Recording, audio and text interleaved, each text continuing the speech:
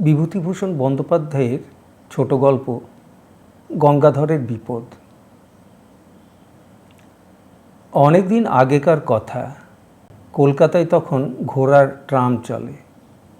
সে সময় মশলা পোস্তায় গঙ্গাধর কুণ্ডুর ছোটোখাটো একখানা মশলার দোকান ছিল।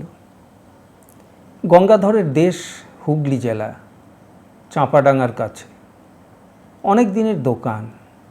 যে সময়ের কথা বলছি গঙ্গাধরের বয়স তখন 50-এর ওপর, কিন্তু শরীরটা তার ভালো যাচ্ছিল না। নানা রকম অসুখে ভুগত প্রায়ই। তার উপর ব্যবসায়ে কিছু লোকসান দিয়ে লোকটা একেবারে মুষড়ে পড়েছিল।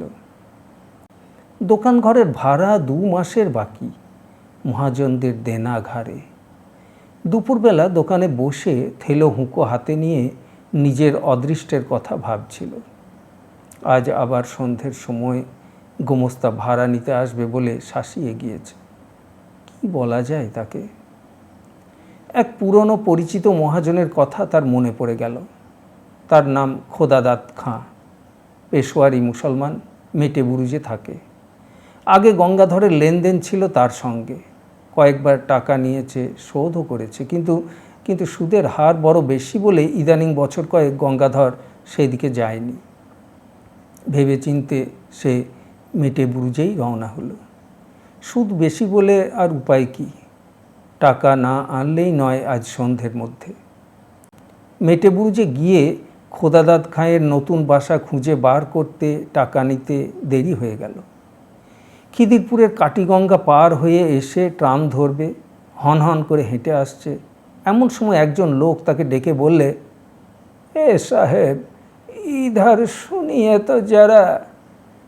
সন্ধে হয়ে গিয়েছে। যেখান থেকে লোকটা তাকে ডাকলে সেখানে কতকগুলো গাছপালার বেশ একটু অন্ধকার। স্থানটা নির্জন, তার উপর আবার তার সঙ্গে রয়েছে টাকা। গঙ্গাধরের মনে একটু সন্দেহ যে না হলো এমন নয়, কিন্তু উপায় নেই। লোকটাই গিয়ে এলো।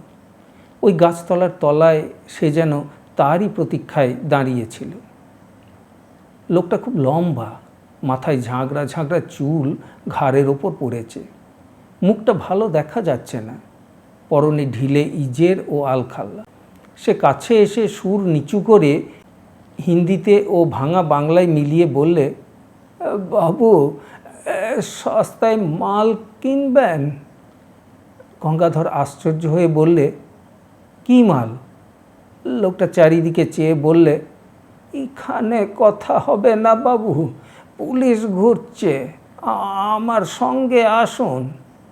ঝুপসি গাছের তলায় এক জায়গায় অন্ধকার খুব ঘন। সেখানে গিয়ে লোকটা বললে, জিনিসটা কোকেন, খুব সস্তায় পাবেন, ডিউটি ছুট মাল, লুকিয়ে দেব।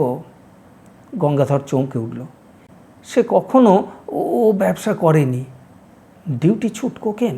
কি সর্বনেশে জিনিস! ভালো লোকের পাল্লায় সে পড়েছে। না, সে কিনবে না। লোকটা সম্ভবত পাঞ্জাবি মুসলমান, বাংলা বলতে পারে, তবে বেশ একটু বাঁকা।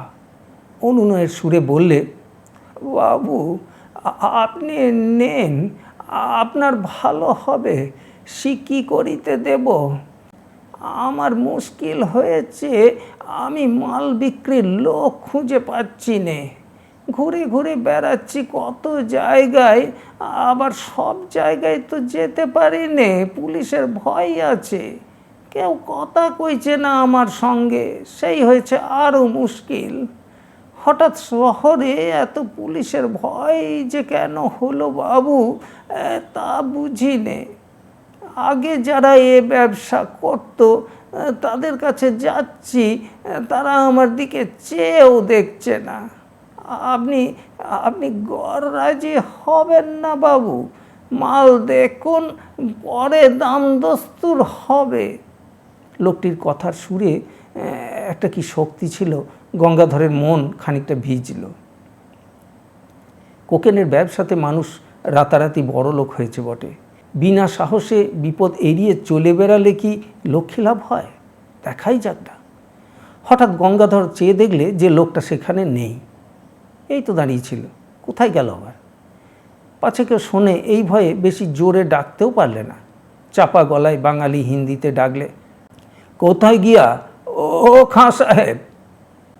এদিকে ওদিকে চাওয়ার পর সামনে চাইতেই দীর্ঘাকৃতি আলখাল্লাধারী খাঁ সাহেবকে দাঁড়িয়ে থাকতে দেখা গেল।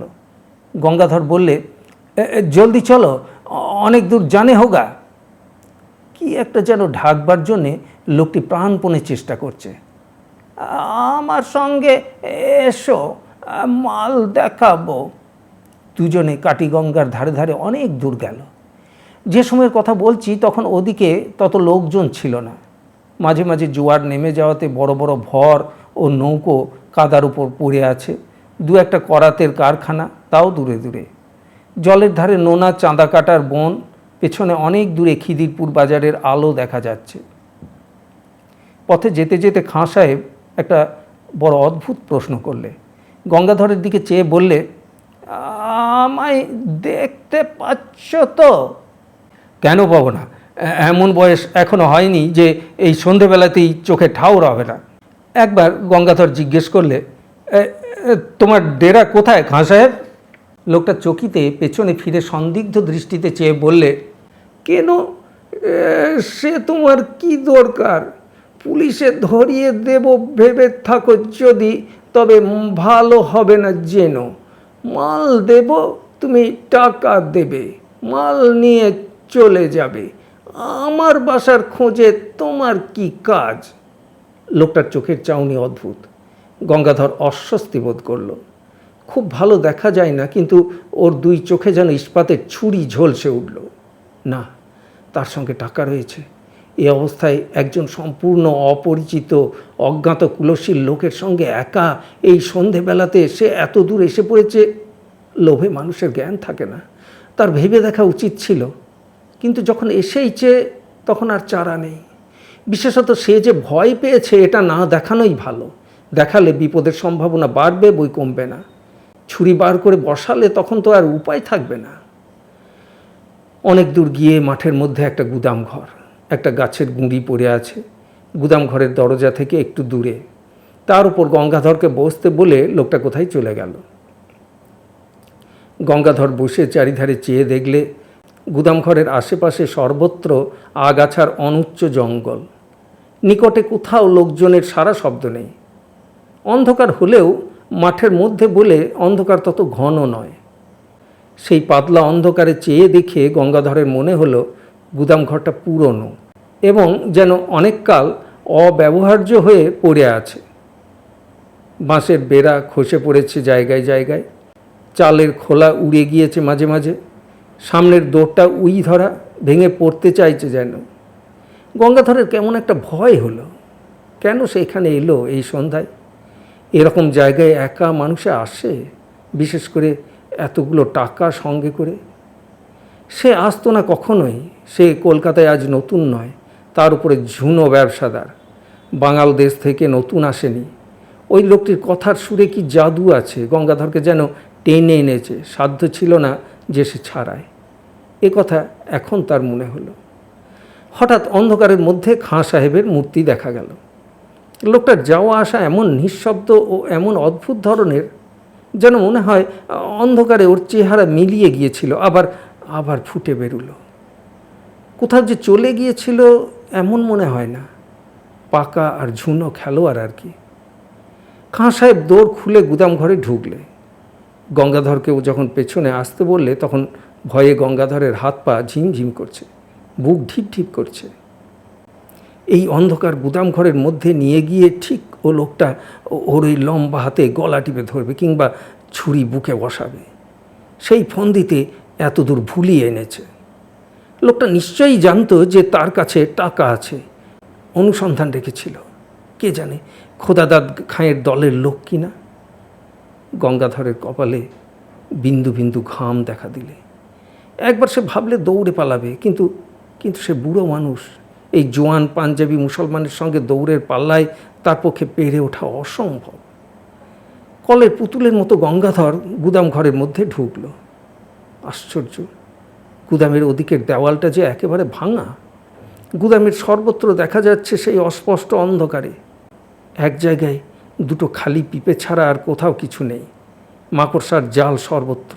অন্ধকার দেখা যায় না বটে, কিন্তু নাকে মুখে লাগে। একটা কীরকম ভ্যাপসা গন্ধ গুদামের মধ্যে, মেঝেটা স্যাঁতস্যাঁতে। কতকাল এর মধ্যে যেন মানুষ ঢোকেনি। এদিকে আবার খাঁ সাহেব কোথায় গেল? লোকটা থাকে থাকে যায় কোথায়?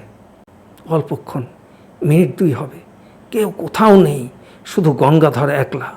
আবার সেই ভয়টা হলো, কেমন এক ধরনের ভয়, যেন যেন বুকের রক্ত হিম হয়ে যাচ্ছে। এইবার কীরকম ভয়! আর আর গুদাম ঘরটার মধ্যে কনকনে ঠান্ডা হাওয়ায় যেন একটা স্রোত বইছে মাঝে মাঝে। মিনিট 2 পরেই খাঁ সাহেব এই তো আধ অন্ধকারের মধ্যে সামনেই দাঁড়িয়ে।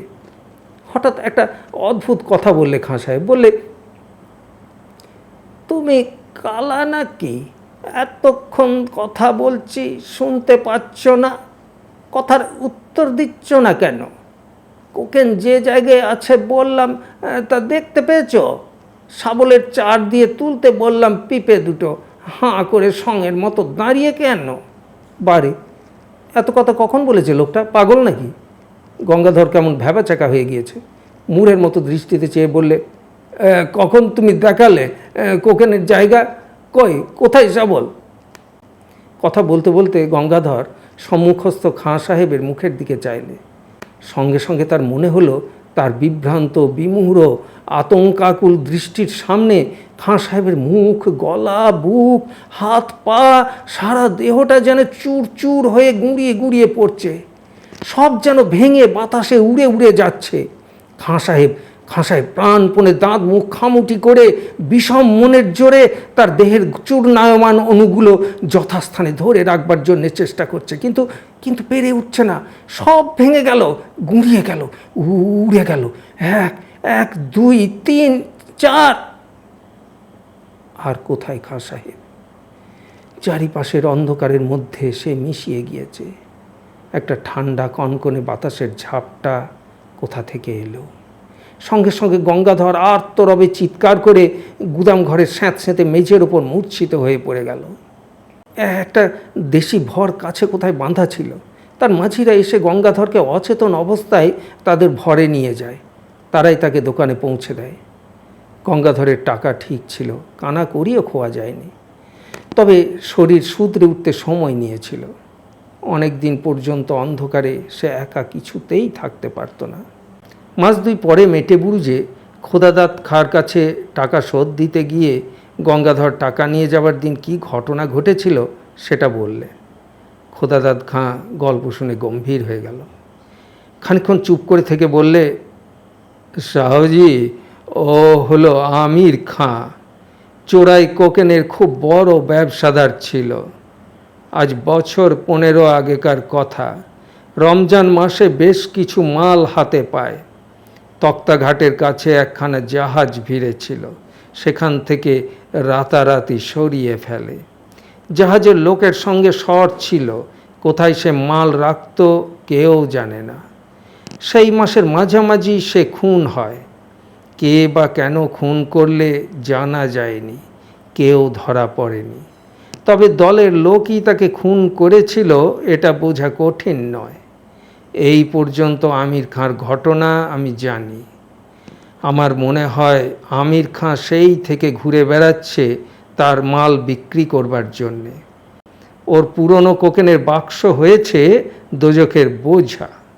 তা বাবু, সে গুদাম ঘরটা কোথায় তুমি দেখাতে পারবে? গঙ্গাধর অন্ধকারে কোথা দিয়ে সেখানে গিয়েছিল তা তার মনে নেই।